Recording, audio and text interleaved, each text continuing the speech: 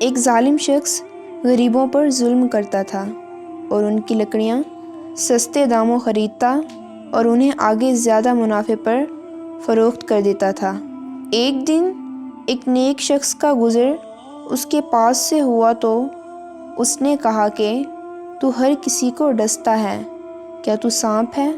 تو وہ الو ہے جو جہاں بیٹھتا ہے وہاں ویرانی کر دیتا ہے۔ اگر تیرا مخلوق پر زور ہے تو اس کا یہ مطلب ہرگز نہیں کہ تیرا زور اللہ عز و جل پر بھی چل جائے۔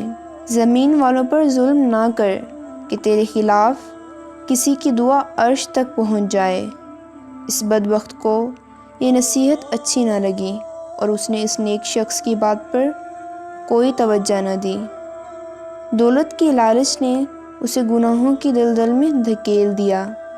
پھر ایک رات اس کی لکڑیوں کو آگ لگ گئی اور سب کچھ جل کر راکھ بن گیا۔ اب وہ نرم بستر کی بجائے گرم راکھ پر بیٹھا کرتا تھا۔ ایک دن وہی نیک شخص وہاں سے پھر گزرا۔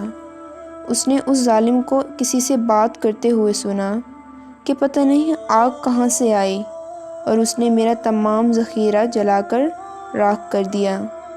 اس نیک شخص نے اس کی بات سنی تو کہا کہ یہ غریبوں کے دلوں کا دھواں تھا۔ طاقت مل جانے پر یہ نہیں کرنا چاہیے کہ ہر کمزور کو دبا دو، بلکہ طاقت و قوت ملنے پر تمہیں کمزوروں کی مدد کرنی چاہیے۔